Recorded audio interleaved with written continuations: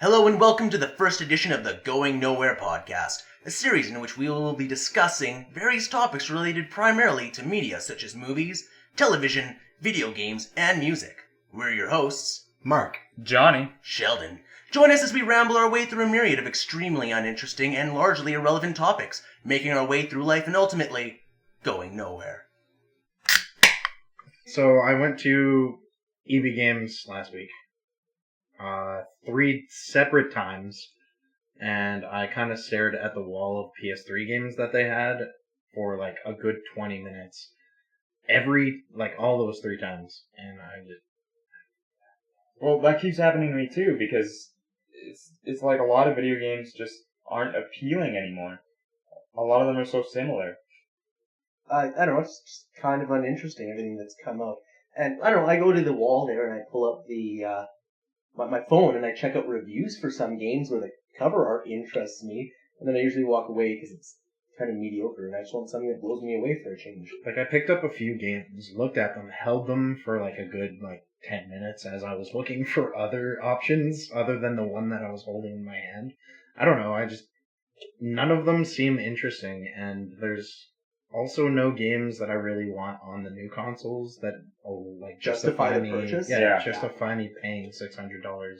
Well, I mean, I think that's a little bit... I mean, there's some kind of cool games, right? People love Fallout 4. Johnny can attest to that. He likes that game. New Star Wars, will they fuck you?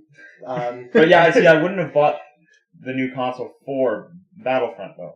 I bought it for Fallout 4, and I wasn't disappointed by it, because I have faith in that developer. Bethesda puts out good shit. Yeah, exactly. But, I mean... And there are going to be good games coming out eventually. It's the same with any launch. It's always a lot of crap. It just seems like it's taking a lot longer to get to something good.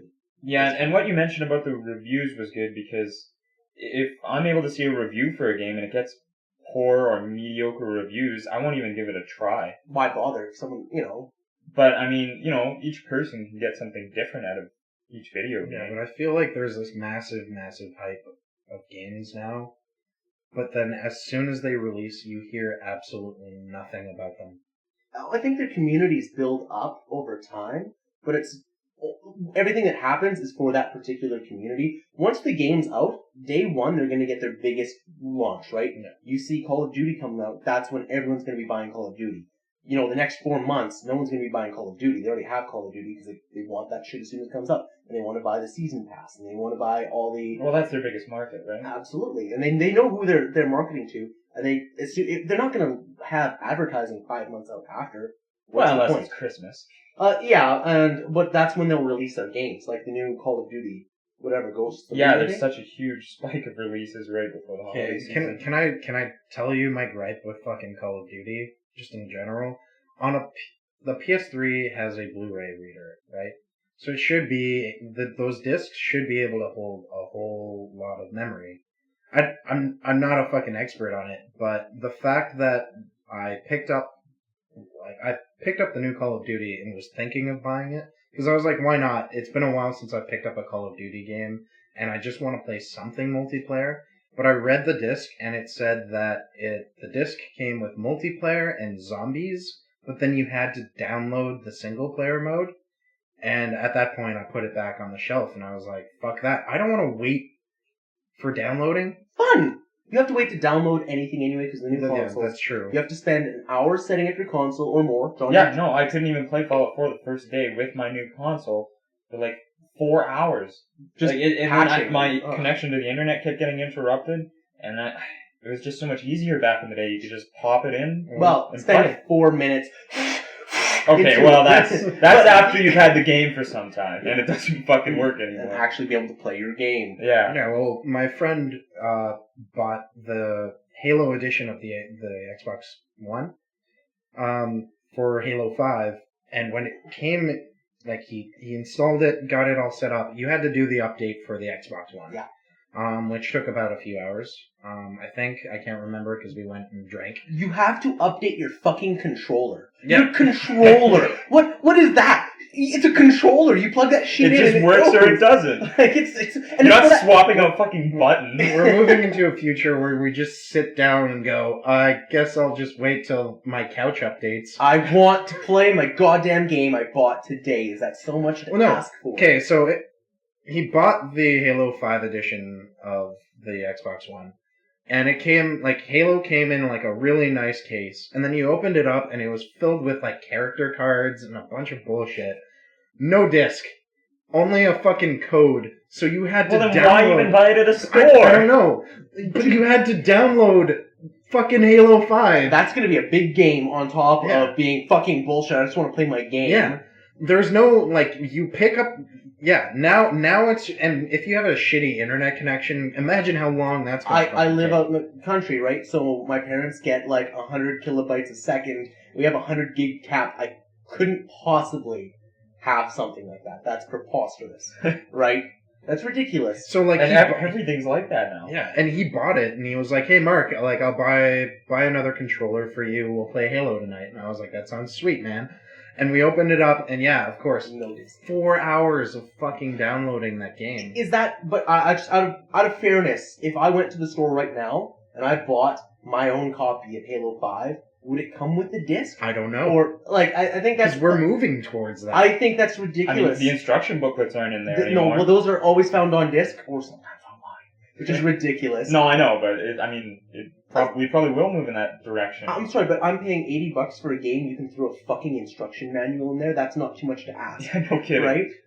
My biggest concern, and I don't know, maybe I'm just like not up to date on this fucking technology, but I'm worried that if my game is downloaded on the software and it gets hacked or something like that, what guarantees me that I have a physical copy of it if it goes wrong? Well, I think what we're moving towards from that is the cloud. Or the which I think cloud-based is gaming, convenient. yeah. So Steam is amazing, unless you lose your password or username or get hacked or something. But I mean, it's all going to stay there. I'm sure they have backups, and I guess. it's secure in that sense. But only in the sense that as long as Steam keeps running. If Steam ever stops, those people that have their multi-thousand dollar accounts, right, all gone, and that's gonna suck a lot of that. But I mean, that's true about turning anything digital.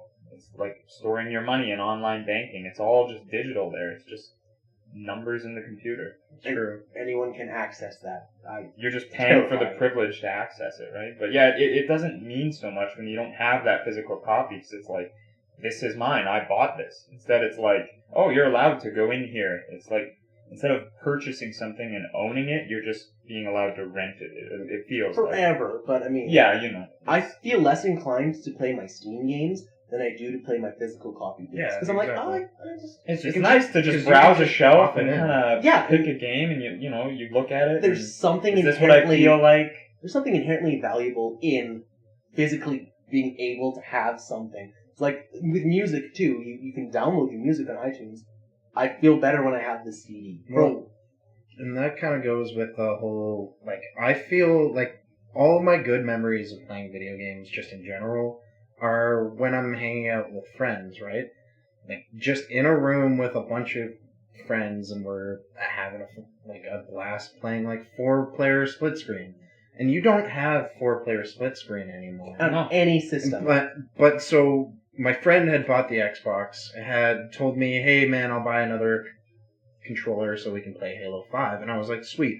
I haven't played an actual multiplayer game with a friend in a while on new consoles.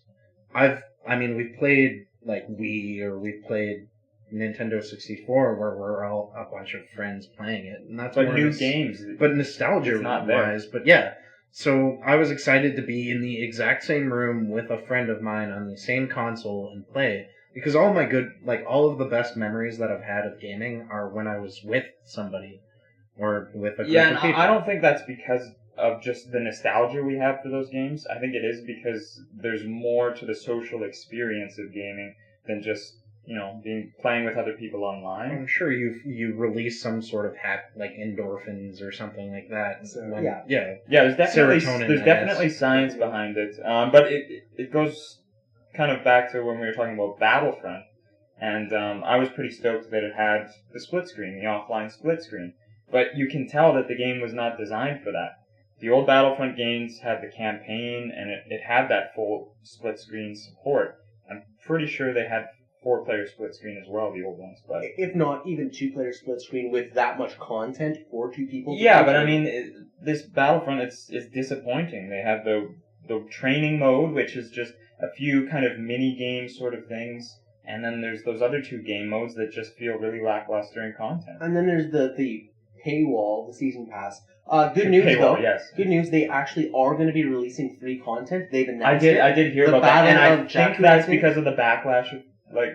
The Battle of Jakku was already part of a pre-order bonus, but I think now they're just going to be launching it and just giving it to everyone. 'cause they Yeah, I did can't shit on- help but feel like they're just trying to plus, appease fans. I think that also ties into Force Awakens. I think that's where some stuff happens. okay. So it makes Well, that would sense make sense. The emotionally. game's trying to market on the success of the movie, Of since course. the movie will be Well, crazy what do you successful. guys think of this?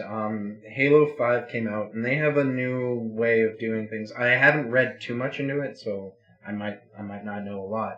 But they do this multiplayer thing where as you progress through the multiplayer, you start collecting points.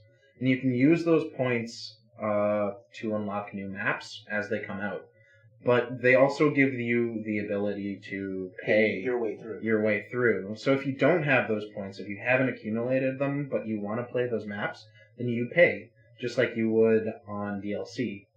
What do you think of that? That's a really good system, provided that they don't EA fuck you.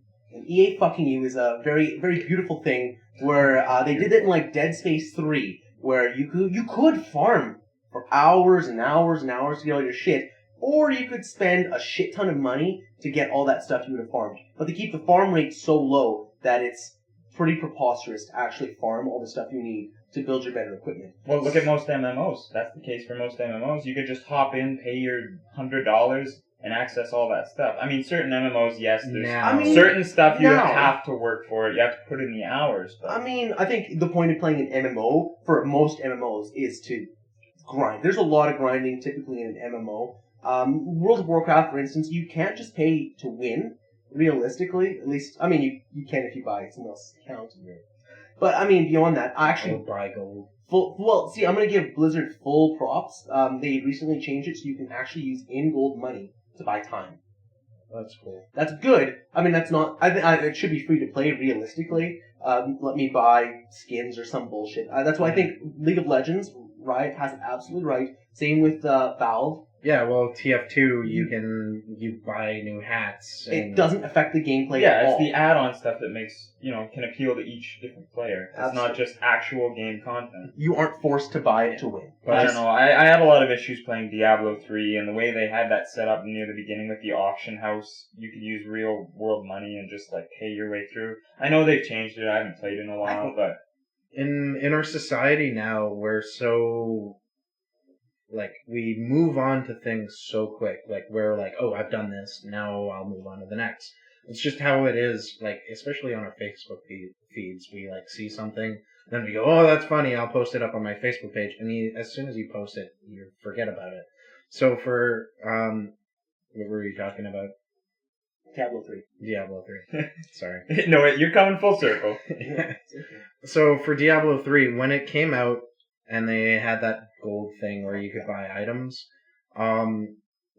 it took them so long to change that, It really that did. everyone who was initially pissed off had just moved on to something else. That's exactly what happened to me. I was actually 100% okay with pay to win, because for me, Diablo, at least your first run through, I was never a huge fan of Diablo 3 especially. Diablo 2 is amazing. Oh, yeah. But Diablo 3, I was never, that big of a fan. But, you know what, if you want to pay money, it's essentially a single player campaign. It is. It's It's weird. If you want to pay money to get you the best gear, fucking I have guess at Diablo it. is a little bit different in that regard. It's pay to But win. they have the PvP as well, and it's I'm not going to try to go into PvP unless I've put in the, hundreds of hours to actually get good enough, or paid a lot of pay. money. And I'm not going to do either. I don't have the time, and I don't have the money. Well, and that's fair. But I mean, you could still have fun with the single player campaign. Yeah, and that's really what I had played it for, or to play with friends, right? And you still go through that campaign. I'm not with there friends. to, prove my worth. It's a video game. Yeah, but you need to prove your worth to the bosses, man. And how can you do that better without spending $59.99 on your newest piece of gear? Plus tax. Yeah, I don't know. The whole microtransaction world we're moving towards is kind of pissing me off. Especially because I don't get app games like on phones. I've got too much shit to do during my day to sit on my phone. Granted, when I'm at home, I'd rather actually be playing on a bigger screen than like my Apple. Your device, your phone, your tablet, whatever. It makes sense. You're at home. I mean, it's fun for mobile if you're bored and you've got like a minute to kill or something. Or when you're on the can. Yeah, well, exactly. Do you remember what poops were like before cell phones? Not able to multitask? Jesus. Yeah, because I get so much done on the toilet. Right? Yeah, but you I Tinder on the can. There you go. So, hey, if you guys ever match up with me, it's because I'm fucking pooping. Match. Because you're pooping? No, Is that on your Tinder profile? Description, I poop. Congratulations. All bathroom selfies. So either I had a really good poop and I was in a good mood and I swiped right, or I was just having the worst poop of my life and I swiped left. Shit happens. Ugh. But Oh, no, boy. back to the iPhone thing. So you get companies like Capcom and whatnot who are seeing a lot more profits in their app sales than they are in their actual video game sales. So they're moving away from video games to more like slot machines and app games.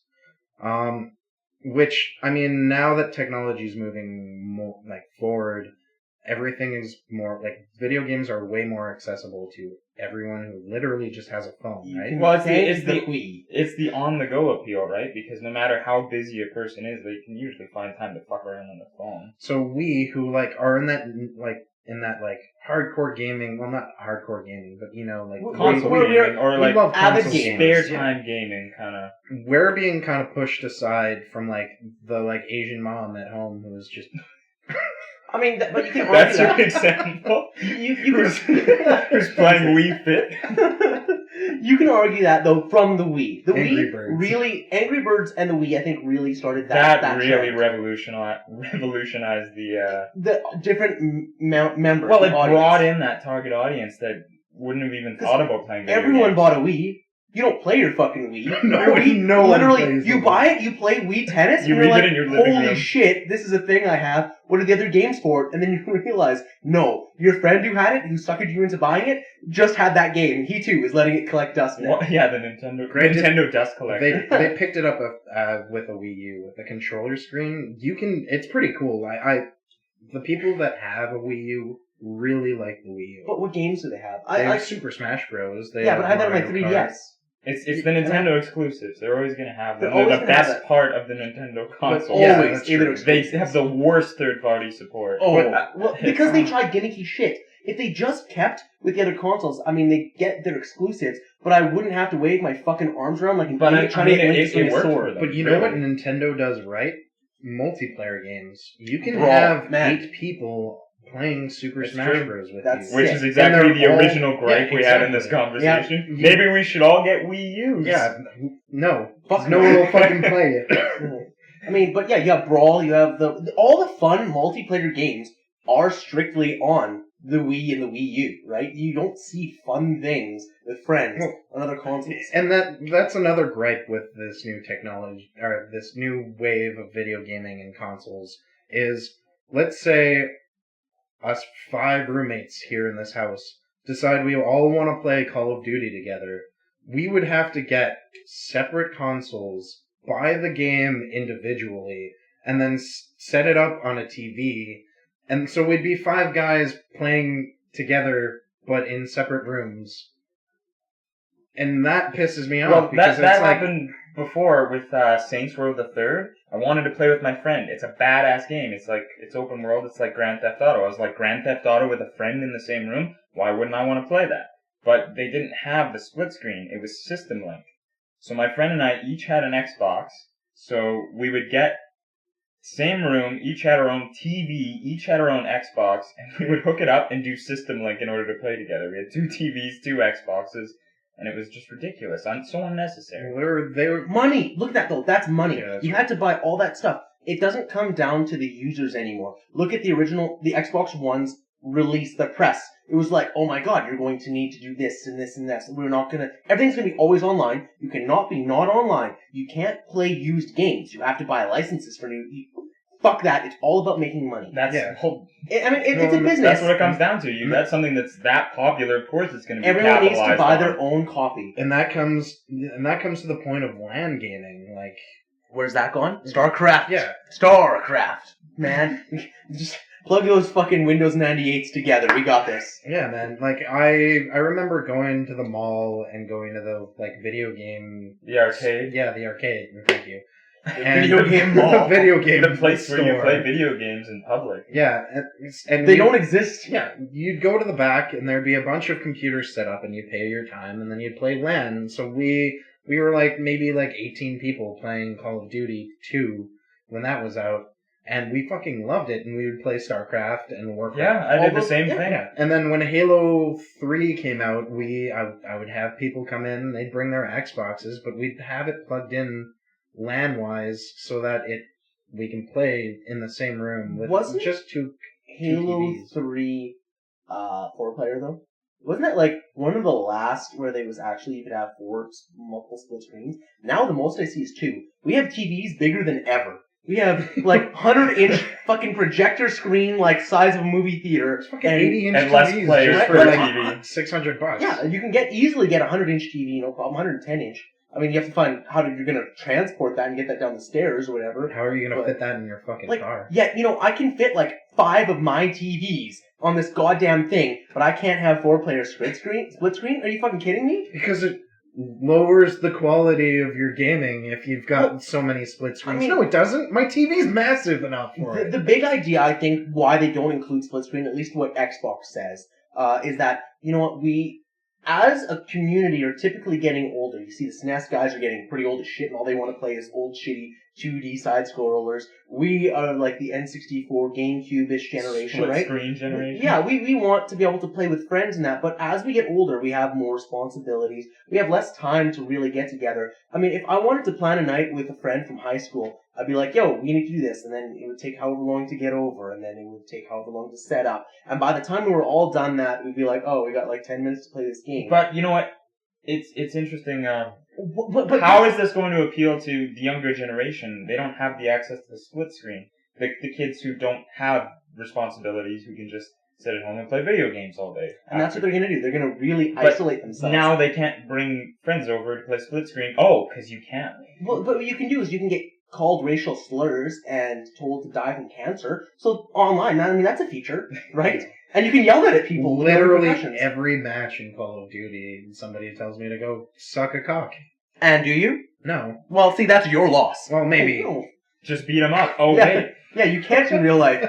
Like, I mean, I'm all for lipping in gaming, but there's no repercussions. Anyone can call you anything. And I think that's where a lot of the fun came. That's what's really ruined part of the gaming experience. Unplugging someone else's controller while they're kicking your ass in a video game, there's nothing quite like that. That's Oh, true, you're Rage. doing really good? Oh, fuck you, I just got like 5 kills on you. Like, and my biggest question is, why can't we just have both? Why can't we just have, like, I don't want to play with some fucking British kid.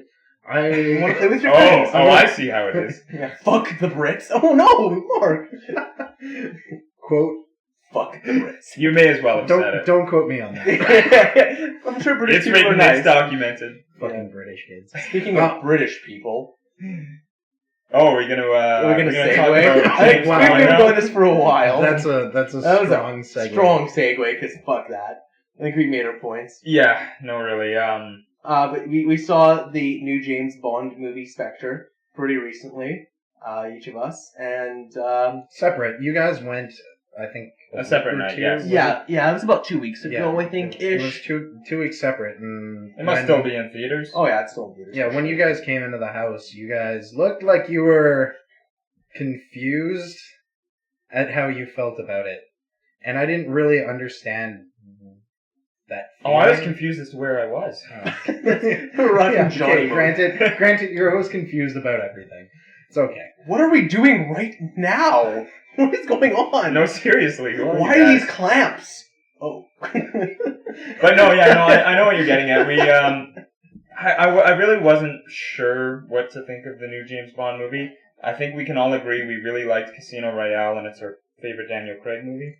Ooh, he hasn't seen it what's this? recently enough, so I mean, it'll either be. Yeah, that's I think true. for everyone, it'll be Casino Royale or Skyfall, without exception, except for that one Fuck person. Quantum of Yeah, Solace! the one person who likes Quantum of Solace. Guys, Quantum of Solace was the best Daniel Craig Bond ever.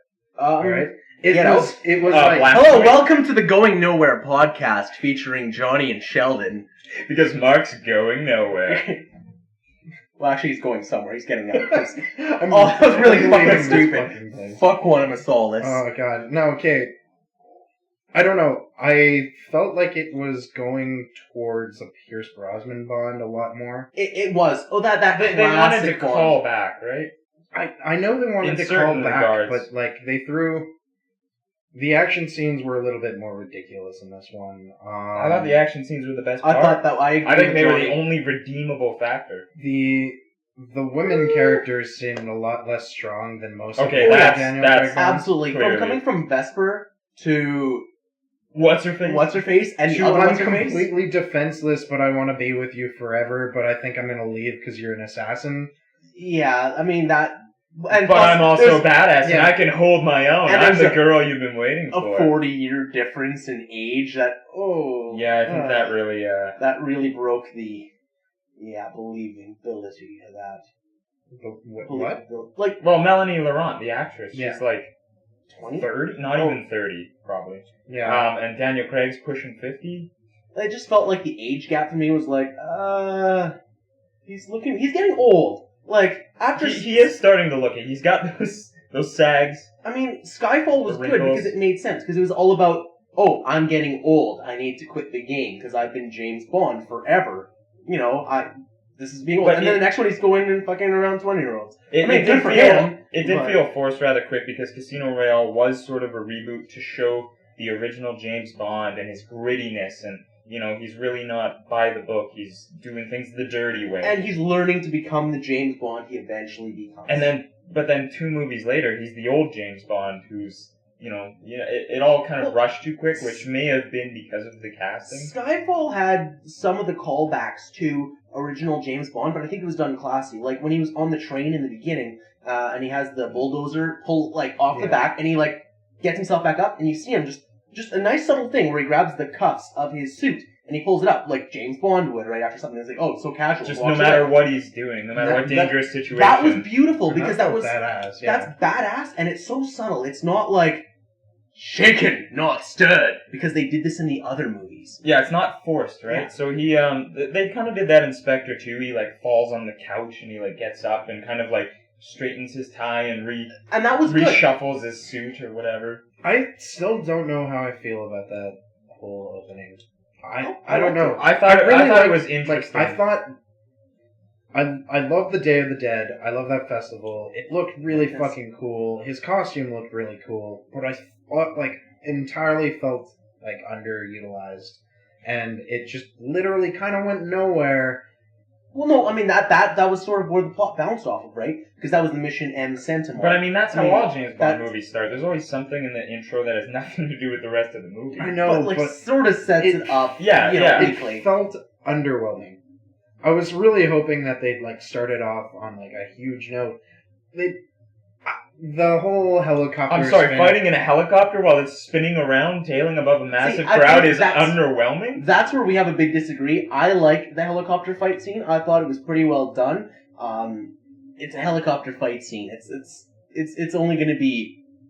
I think that's about as good as you can do a helicopter fight scene where people are fighting in it and actually But keeping. if you sense. remember, it was Casino Royale that he was doing that whole parkour. The parkour intro, yes. the parkour intro was amazing, and I don't But think anyone will it- disagree. but The And only thing I wrong will with that say- parkour intro is how long it draws on. It's 8 minutes of fucking awesomeness, though. I'm But- like, It just kind of keeps It does going keep up going. for a little bit there. Yeah, no, it is awesome, and so perfectly The- choreographed, but Yeah, exactly. especially when they get up on the crane, it's like, okay, they're still going. Holy This shit. is ridiculous. But that felt genuine. There was like a genuine excitement. Not real. Not- What do you not- mean genuine? It's a movie, bud. It They get up on a fucking God, crane. it flew. Shut the fuck up. You really think they had to fight there? Okay, this is where I'm going to run up this crane. But it felt more fluid and more. I use the word genuine, but it felt right. This one, the whole Mexico scene, just felt forced. Like they were like, we need a really kick-ass opening. Let's do it this way. The whole parkour thing in Casino Royale felt right. I don't know. I don't know how to explain. I know what you're saying, but With Spectre, at least, like, that whole intro was for exposition. Realistically, they intercut it with that. Because they're like, why is James Bond on this mission? He's not sanctioned. He's not supposed to be there. You find that out, right? You find out about the white man. I think that's who it is. I don't want to sound racist. Horribly racist here. Oh But, god, okay, I don't remember it anymore. but he's Pale Man. is it is Mr. the White? pale Is his man, name Mr. White. Mr. White, yeah, exactly. Yeah. You were right. So, well, sort of. The But- white man. The white man. But yeah, Mr. White, and that's interesting. I mean, it's a callback to better movies, Casino Royale, and Skyfall. Thank God there were only 2 movies And before this Quantum one. But I mean, it's a cool callback to go like, oh, these movies happened, and it's sort of a continuation of what happened to that guy because he did get away in Quantum of Solace. Yeah. I mean, that was sort of a major point. That didn't bother me much. What really bothered me was the rest of the forced callbacks, saying, oh, I've been the architect of all your pain. And they show it, he's got it pinned up on the walls. But at the same time, it was a good callback to classic Bond villains, where it's not supposed to be logical. He's Blofeld, Like, right? yeah, the He's Bond from- villains that yeah. set up the, like, ridiculous contraptions and situations. He literally is that. I think I showed it to you, but he's what Dr. Evil's based on. Yeah. And he is a character from the older James Bond generation. But the way they tried to, like, force the last few movies... Them being and- brothers was the worst. Why? They didn't Yeah, it need to be didn't have brothers. the- That's any real And then it was relevance. just like, yeah, I killed my dad, and now I'm evil. Like what? Like it? Yeah, it that was super felt weak. so outplaced. Okay, but you have to admit, Daniel Craig is a good Bond. I think, like, realistically, he does a pretty damn good job at being charismatic and yet still intimidating as a guy. I mean, like, as Bond, I think he does a good job. I think so. Well, I'm just trying to like the whole. We're gonna go back to the villain for a second, just because I want to talk about how Harvey Bardem's character in Skyfall felt a lot more menacing than this one. I think that's. I he's think more I'd of a agree serious- with that. I agree. Also because he killed M. Yeah, well, he did shit. Yeah, but he did things. He was there, like, blowing shit up. And having a character be like, oh, I'm the master of all of these other villains. It does feel more forced. It's It does not feel like... absolutely. Because he's didn't- just saying it. He's just Yeah, saying, but I'm he the one didn't who does all deliver. this. He sat in a chair and pressed buttons to torture Bond. That was, like, the biggest thing he did. Well, In the before most that, nonsensical the scene, only real uh, sort of intimidating moment was when he was sitting at that table and In there the was a dark. shadow on him. And that was kind of a good intro to him. But- But then he didn't do anything to really prove it. They kind of did that with it's the gonna other villain. Yeah, right? it's gonna feel intimidating because you don't know what power he has because you haven't seen the rest of the movie, right? You don't know what he's gonna do in the future, so of course that scene's gonna be intimidating. But when you rewatch it, oh, and now you we're watch gonna that know. scene, you're gonna go, "Oh, good, he's just calling his name out." I honestly think that they kind of retroactively ruined some of my enjoyment from Casino Royale and Skyfall, and that, oh, it's just all this one guy. That's so unnecessary. I mean, the same way that Quantum of Solace sort of ruined it because they're all part of the same organization. And now Quantum happens to be part of Spectre. Spectre, yeah. Hydra, as it were. Yeah, pretty much. You know what I did like though? The nod to H.P. Lovecraft during the With the tentacles the and opening, that, yeah. nothing but tentacles. yeah. Skyfall is still my favorite opening. I think that it was alright.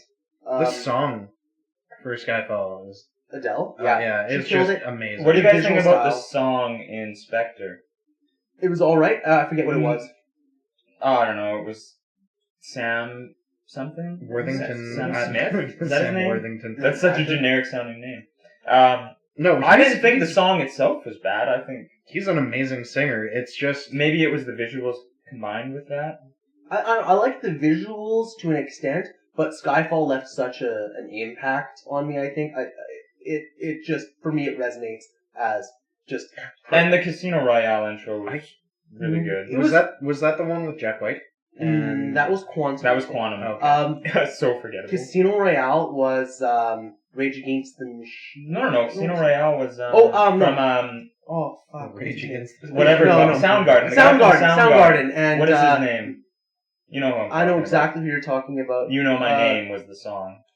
Yeah, that is the name of the But song. yeah, the Casino Royale intro had all the playing cards, and it was all stylistic. They really had that kind of gambling poker feel to it. The song itself, I found sort of lackluster. I mean, it was all right. But the visuals were kind of gorgeous. give so now I'm starting to realize my kind of issue with the opening of Spectre after watching it is that they just kept coming back to the organization. It's all about the organization itself isn't really concentrated on in the movie.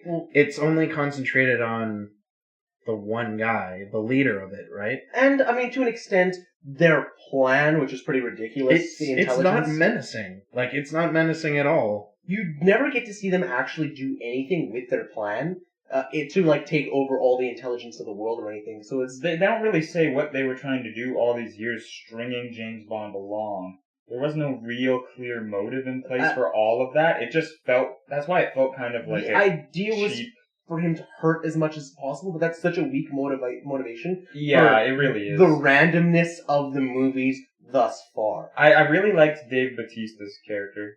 We can talk about that for a bit. Because he actually felt a bit menacing. His first scene there where he just kills the other guy to get the job. Doesn't say a word the entire movie. And then he just doesn't say anything. And then he just goes after Bond. And you can tell that he's actually going to be a threat to Bond. He starts just pummeling him. That train scene where he's actually I think that was Bond, the best action scene of the movie. Whenever Bond got hit, it felt like he got fucking hit. When he got thrown through a table, you're like, that stunt actor better have gotten paid. Because that guy got thrown through that fucking wall. Holy shit. Yeah, it kind of reminded me of the action scenes in Man of Steel, though very different because those less are all... Dragon Ball Z. Exactly. But, you can really tell that the punches hit home. Yeah, it felt realistic. And it didn't feel over the top. It felt like what one big-ass guy would... If he was fighting up against a smaller guy and you just let go and you'd wreck him. That kind of reminds me of the... Was it the intro in Casino Royale where he's getting the guy in the bathroom? Yeah. Where he's fighting with him and he ends up just they wanted that to him be in the sink with it. Super versatile. Yeah, they wanted to show his grit and his... Yeah, and that's the thing I like, and I've watched a bunch of reviews and everyone talks about Casino Royale's opening, how it doesn't start off with Bond shooting at the screen, like the typical Bond. Gets there, yeah. Yeah. So you see, it starts off just this awesome bathroom fight scene where Bond is kicking the and he's shit broken out of into the place of M. I think he breaks into M's place the first time. Yeah. Yeah. And No. It's actually another guy. He ends up killing him too for a second. Okay. Yeah. Right. Yeah. And so you get this awesome gritty. So it takes quite a while for him to turn around and shoot and then do it. So there's this build up of like, oh, is this what's this new Bond gonna be like? But it makes sense because it was his first. Mm-hmm. I mean, within context, he hasn't earned his 00 status, and that's right to signify. I do like how they call him an assassin rather than an agent, spy, or because that is literally it. When you have a license to kill and you're killing people, you're an assassin. Right? Not necessarily, because I mean, I think that's one thing they did well was that you don't have to pull the trigger. They talked about that with M. He kind of had that speech where he said, "Do you know what it's like? You have the choice to pull the trigger. You can choose or you can't." And that was the point of the end of Spectre, right? He chose not to pull the trigger. Yeah. But I'm sure that's going to come back and haunt him in the ass because Blofeld's a major player in the old ones, and he hasn't done anything interesting yet. And you don't want to lose something like Christoph Waltz because he's fantastic. Yeah, and I definitely want to mention that how limited he was, because he's an amazing actor and he had such a lackluster script to work with. He makes Tarantino movies good. I think that's saying something. Yeah, we'll get to that. Well, that's a topic later for on. another Yeah. day, my friend. But yeah, I think if he had pulled the trigger on that villain, it also would have just felt too short. Like, why throw him in there? Yeah. Oh no. No, I mean, I think we all knew he wasn't going to pull the trigger. Yeah. There's After no because they really built that up when they mentioned the whole you don't have to pull the trigger. It's also a license not to kill. Of course, he wasn't going to pull the trigger. Yeah, he was going to exercise that for a change, right? Also, his death scene, and I'm saying this with air quotations, in that like little crater where he blows up, like everyone knew he wasn't dead.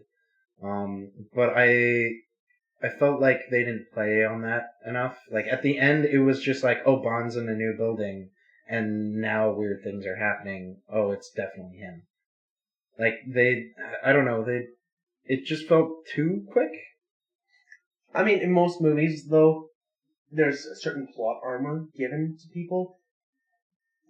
I hate when movies spend like 10 minutes on just like, oh, he's probably dead. There's no way he could have survived that. No, motherfucker, the name of the movie is that guy. Yeah, he ain't dead. That's true. He's coming back. I mean, like it was pretty fluid into like, oh, next scene is him running in that blown up building. I don't know. I liked Spectre, and I'm pretty sure you guys liked it too. I do. It had flaws. It's definitely better than Quantum. It's my third favorite. I think it was certainly worth seeing in theaters. At the very least, it's a good action movie. It's worth a watch, but I mean, I would not watch it before I watched Casino. Well, I wouldn't watch it before I watched Skyfall. I don't even know if I want to rewatch it. The 3 people that I brought to that movie, just because I put it up on Facebook being like, hey, who wants to come to this? All 3 of them had never seen a Bond movie yet. That's weird. That's actually How? Yeah, and have they ever seen a movie before? So because that's about half of all movies. Out of anybody, you should be the one talking. Yeah. But yeah, I had a friend who was like, "Oh, you know what? After that movie, I really like Bond," and I'm like, "That's the movie." Oh, dude. It only goes uphill for... Yeah, coming from someone who hadn't seen a Bond movie before, I guess they have a completely different take on it. You don't know what you're going into. Yeah. You just know what society kind of... But I'm sure most people have seen, those sort of spy thriller movies, at least one. Yeah, and I think because Skyfall was such a personal story for James Bond, compared to this one, which felt a lot more of just your typical generic Bond movie. Yeah, they tried to make it more personal with the brother stuff. Yeah, but it definitely did. But because it felt more personal on Skyfall, it felt like that was really the last one.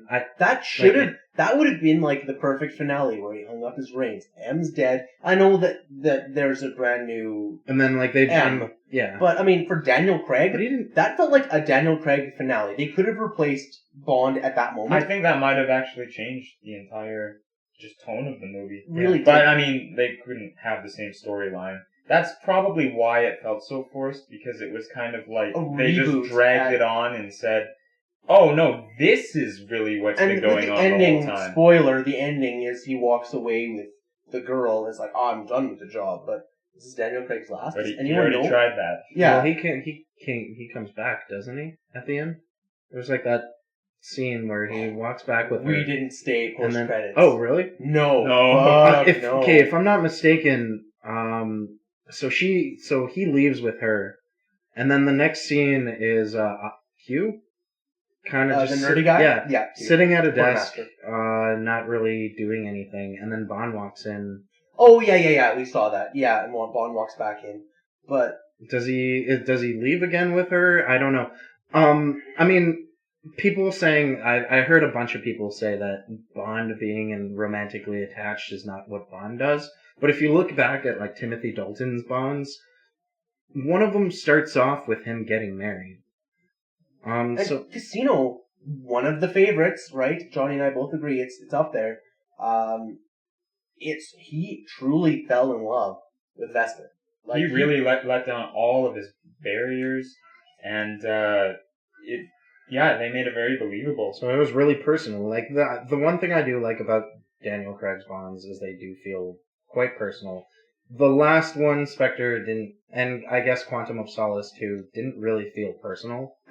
Well, it was actually very personal in that it was all about revenge. Yeah. But his revenge was so lackluster and just the directing, the filmography. I did see it on a shitty TV, Yeah. which may have like heavily impacted my opinion of it. Well, But- we'll definitely have to rewatch it. But How long is it going to be, realistically, until we get a James Bond TV show? Because they're turning all movies into goddamn TV yeah, shows. well, with the way, like, this might be Daniel Craig's last Bond, so who knows? They might, like, how long are we gonna wait? Are they gonna do a TV show? I mean, I could see an episodic James Bond, but I wonder if they would turn it into something slapsticky and horrible and just like ruin the entire experience. Well, that's kind of what I was worried about. What would happen with Ash vs. Evil Dead?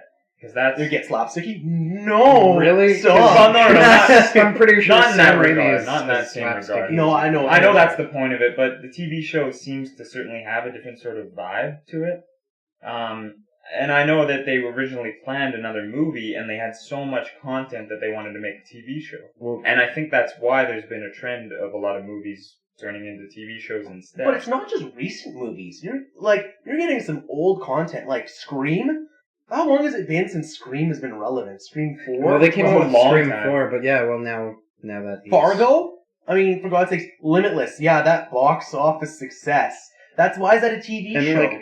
and for example, they came out with Minority Report as well. Really? And that's 2000 and something, right? That's crazy. When did that even come out? I think it was early Minority 2000s. Report, yeah. Yeah, 2003. I don't know. Or But, like, maybe I mean- late 90s, early 2000s. That for sure. could be an interesting concept. That one, for instance. But Why? why? Like, is there like? And I always thought of this, and this is exactly with remakes too. Oh, so few ideas. Just original. how do they have a room of people who are just scrolling through titles of movies and go, that would make a good TV show? I know it's kind of irrelevant now, but that would be good. I think it's a lack of originality and innovation within the field. I mean, there's only so many stories you can possibly tell. But why tell it as a TV show? You see that happen with movies all the time. They just rebooted Dumb and Dumber, and they've done a few What was different the movies sequel, as to be other fair? movies, and they're just like, oh, let's bring back all these old franchises that made money. Or in the case of Spider-Man, not old franchises, like 2 years apart. But I feel like there's a certain demographic in TV shows that you can't really access with movies. Everyone has cable.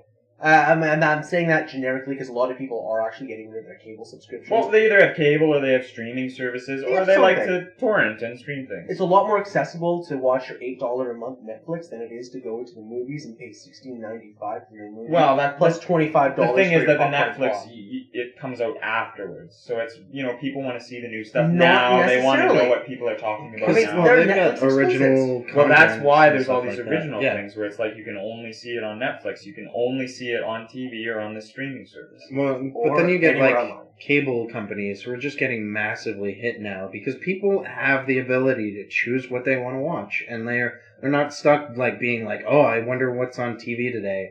Oh, I don't want to watch that. Well, have you ever seen the oppressive, like, satellite bundles? Cable bundles, right? Where you get one channel of a bunch of 5. Of what you want. You want one thing. And but- then 20 news Yeah. channels. and you're like, I just want to watch... for like $32. It's preposterous. Yeah, of course I'm going to go online and stream it for free, or I'm going to go on Netflix where I get hundreds of titles. We're not sponsored. And hundreds of titles. convenient titles Yeah, at the all- low price. So, yeah, well, exactly. I mean, it's so easy to access my content now without having to, wait for it to come on at the time. I don't want to wait till 8 o'clock to watch the newest episode of Survivor. I never want to watch the newest episode of Survivor, never mind wait for it. I Yeah, mean, what TV does have is they still have sports because they're hard to find online. They're good quality, certainly. at least legally. And Well, reality- yeah. See, I mean, if reality we're talking TV. in the legal sense, then it's sports. They've still got their TV dramas, soap operas, that sort of thing. I can't really see those. But by being so marketable. comparison, your TV dramas, the good ones that you really want to watch, are all on like the super channels and stuff. And Yeah. may I? Yeah. I think if you watch cable, there's reality TV is overwhelming everything else, right? I don't know. I think reality TV at least has been dying. But like the reality gaming shows, we're seeing a lot more of like this random guy's job. But yes, that sort of thing. But that tailors more to the younger audience, whereas the other ones tailor to sort of an older audience. I was gonna say, I think what's happening with cable is the smart people are moving to streaming services, and the fucking retards. Oh, that's a broad way of putting that. Yeah, my mother watches cable.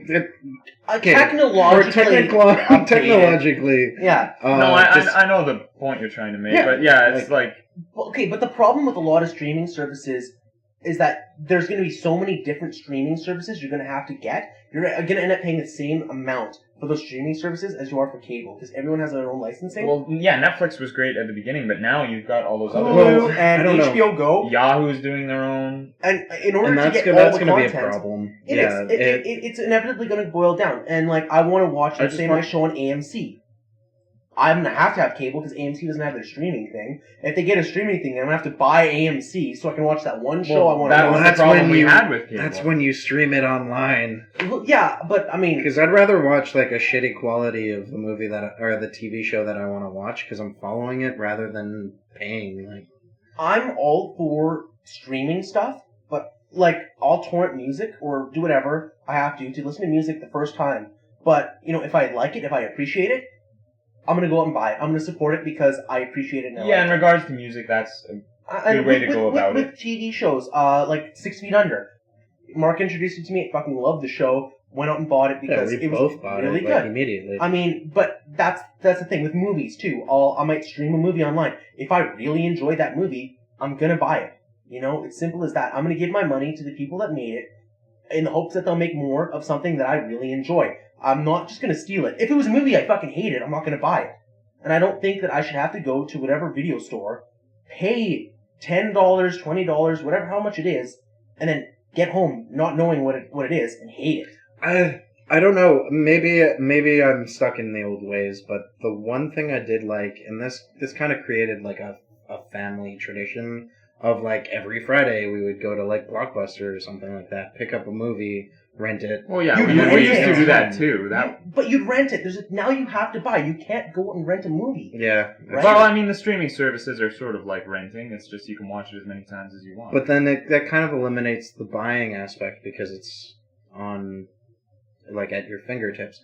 I do understand that Netflix is kind of knocking off a few movies here and there. So you do want to buy it before they go away.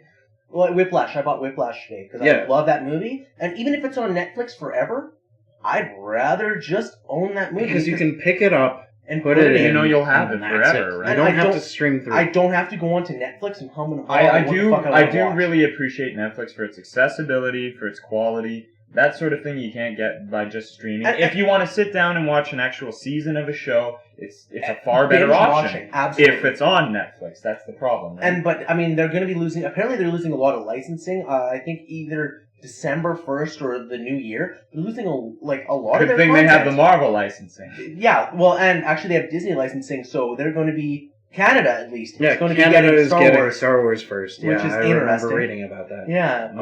Canada Netflix gets fucked right over. Usually, yeah, Canadian Netflix is horseshit compared to the American counterpart. You, type in... But how many people, rerouted that to get the American counterpart? They're fixing it over, They've fixed that. But how many did do that? Everyone did, because, I mean... Realistically, you want more extra content without having to pay more. Right? You're telling me I can't watch It's Always Sunny in Philadelphia on Canadian Netflix? Fuck that shit. I'm going to switch it over to the US. Or nowadays, you know what, I'll find it online. It's a little bit more inconvenient because I have to type in Google search. Easily found in Google search mind, Always Sunny in Philadelphia streaming to find it. I mean, it's not hard to find this stuff. Yeah. But, I mean, I prefer to watch it on Netflix because, I mean, I paid $8 a month for it kind of thing. I feel I have the right to watch it versus just streaming it online where I do kind of feel like an asshole because in no way am I supporting those people. I'm supporting the people that uploaded it. Yeah. I don't know, it's give or take. Mm-hmm. And that's the thing with some TVs and movies. It's like once you watch it once, you might not want to watch again, even though you enjoyed it. Because you feel like, oh, well, I want to introduce myself to more new series, right? What is that movie called? Black Mass. I don't ever want to watch Oh that again. god, that fucking movie sucked. But- balls. No, I it don't- didn't. it It didn't didn't suck, but I don't want to watch it. I again. think it was actually a really well-made movie. Well, it was well made, Kate. I never wanna watch it, though. I say it sucks balls because It has no rewatchability. yeah, exactly. Like, But does that mean it sucks? No. No, it was. I think so. I don't think so. I don't think just like necessarily wanting to watch a movie again means that it's good. Like, You know how many movies I've rewatched that were absolute shit? do I want to watch American History X again? At some point, yeah, maybe, but it also made me feel like fucking trash. Yeah, but you will rewatch it just like I've rewatched Requiem for a Dream a few yeah. times, right? And Usually to show someone, oh, get ready, take a seat. and like there's a few movies that they were hard to watch, but like I will eventually rewatch them. Black Mass, I could live my entire life never without seeing it again. watching it again, and But I'll be do happy. you regret going to see it the first time? I don't remember it.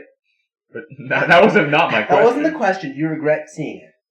Is it like something, like if you didn't know what The Room was the first time you saw it, would you regret going to see it outside? Room. I would regret going to see it if it wasn't in a theater where you could throw Well, spoons that's at it. people. If you That's weren't true. there for that, like that fun aspect, of I going to see regret it, watching The Room the second time at home Yeah. with like two friends who had also seen The Room You're like, before. oh, why did we do It was this? like, yeah, this was a waste of our Okay, time. that's fair. Okay, yes, I did For the like for the Black cinema Mass. experience, I think some movies are worth seeing once. I mean, I'm not necessarily in theaters though. I think I could have been fine watching Black Mass at home. That's Yeah, true. that's true. That's true. I mean, I guess it added to the experience, but it also detracted It's from my wallet. it's kind of like watching Gravity. Did it? Seemed Okay, once. but Gravity you need to see in theaters. That watching it at home and watching it in theaters is two entirely separate I'll never get experiences. to know that joy. I actually, if they re-released it in theaters in 3D in those fucking D-box seats, I'd go see that tomorrow. I Yeah. would.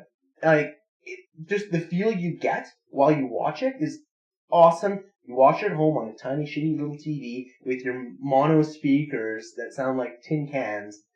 It's not comparable. Or the of our TV, but don't worry about that. Okay, I don't want to get too much into this, but that's the same thing about Marvel movies. A lot of them, I like seeing them in theaters the first time, and a lot of people say it's because they just want to be in the know. But I enjoy seeing them in theaters, but won't necessarily rewatch a lot of them. Yeah, and that we'll have to eventually, because I could fucking talk hours about how. Oh, I we'll feel talk about Marvel. Marvel. Oh yeah. Because it's just I'm pretty much now just going to see Marvel movies in theaters and midnight release so I can get it over with. We'll discuss that. No, that's depressing. Don't word it like that. Yeah, no, we'll talk about that later. I don't want. Yeah, that's. Yeah, but I mean, there's certainly a difference between watching a movie in theaters and watching it in the comfort of your own home. Absolutely. I mean, some movies are made for theaters, some aren't. Pacific Rim in theaters, huge, big, right? Watch at home, it's just a bunch of robots fucking picking up stuff and hitting each other. And that's why, I kind of feel like that's why TV series are starting to get so good, is because a lot of people don't really want to go to the theaters It's to more watch these convenient. movies. It's all about convenience. It's super convenient to just watch an hour-long episode. Well, especially or since you can get it on the go on your iPad, and you can actually watch TV shows away from home. Except for when you're waiting for when Glenn stops being dead. Okay, we're not talking about The Walking Dead Fuck today. Yeah. The Walking Dead. But I mean, you have these channels now that have extremely, like, they monopolize good TV. AMC, HBO. Yeah, And they absolutely. monopolize TV. And I think I felt the pull on subscription-based channels when Ash vs. Evil Dead came out. Because what's Star it on? TV. Stars. What the fuck Yeah, is what Star is Stars? TV? But that was like AMC. Who heard of AMC before Breaking Bad? Yeah. Who has? I think FX has Sons of Anarchy. Yeah, and they- I don't know. Or and then there's American Horror Story and that. But like Yeah, there's FX has now. independent, like HBO. Everyone knows about HBO. HBO's been big since Oz. And yeah, They- HBO started this whole They fucking started thing. the whole thing of being like, actually, let's put money into our TV shows and make them stop looking like midday soap operas. And that was the same thing with Sopranos. They have Sopranos HBO. was one of the early big hits, Yeah, so I think. it was Oz was the first. Oz was the very first R-rated like TV show where HBO was like, here, take our money, make something amazing, make something dark, no bounds, do what you want, think of it as a movie, as long as you don't Oh, never mind. They did everything. Yeah, well, if you think about it, the quality of Game of Thrones is just ridiculous. It's almost. Well, that's movie why level. it was able to be so good, and to be able to take on a project like Game of Thrones, you need You that have- sort of backing of a network Yeah, like you that. definitely needed. I mean, that there's a channel. lot of other series that try to do the same sort of setup, medieval setups, that sort of thing. Like there's that show Vikings. Which and- is very popular. Yeah, Awesome. yeah. I It's need to watch fucking it. I've heard great. it's great. Yeah, I haven't watched it either, but I mean, you see those sort of shows, but I feel like when they're on HBO or those networks, they get more appeal. Yeah, as soon At as least you, based on their history. you attach HBO to a show, and all of a sudden it's like, I'm intrigued because all the other stuff I've watched on HBO is pretty damn I bet good Boardwalk quality. Empire wouldn't have been as successful. If it wasn't on. Yeah, and AMC picked up like the starting of AMC being as popular as it was because people love Mad Men. Yeah, Mad Men and Breaking Bad. And set then them Breaking up Bad came out. so Yeah. much. And it's interesting that AMC went to there because they were originally just a movie channel, if I'm not mistaken. They still play movies. I mean, that's what it Something stands American for. Movie American Channel. Movie Yeah. Channel. I think, yeah, something like that. They still play old movies and that sort of thing between their TV series. But really, the draw is to go watch Mad Men, old episodes of Breaking Bad, and now The Walking Dead to find out if Glenn's still alive or not. Also, is anybody talking about the Fear the Walking Dead, or is that just That's kind of, done. Now, that's I mean, there's going to be another season. Apparently, the second season is going to eventually connect to the original yeah, show. I could see that. But I mean, I didn't watch it. I didn't watch it at all. I mean, we surprisingly. can talk about The Walking Dead in another. I think that's Yeah, I another think can of worms that's for sure. a lot to discuss with that. I think we've pretty much said all we wanted to say about movies, TV shows, at least for today. Yeah, yeah. So to summarize everything, gaming fucking sucks. We can come back to that. I don't want to. That's too generic. That's Yeah, pretty that's fair. generic. That's not a summary. I didn't like Spectre that much, I think we can agree it wasn't the best. We've Yeah. seen better things. and yeah, just streaming is Streaming interesting. and watching movies somehow get turned into TV shows and all these channels that are just taking over everything and forcing you to pick between streaming. And I might be okay with that. Well, I guess that's all we have for today. Thanks for listening. Check us out on Facebook, our website. Check those links in the description. Make sure you like, comment, and subscribe. We'll probably be uploading every Monday, and I say probably. See We how will it try our goes. best. And join us next week for another podcast. Until then, we're Going we're nowhere. Nowhere. Shit.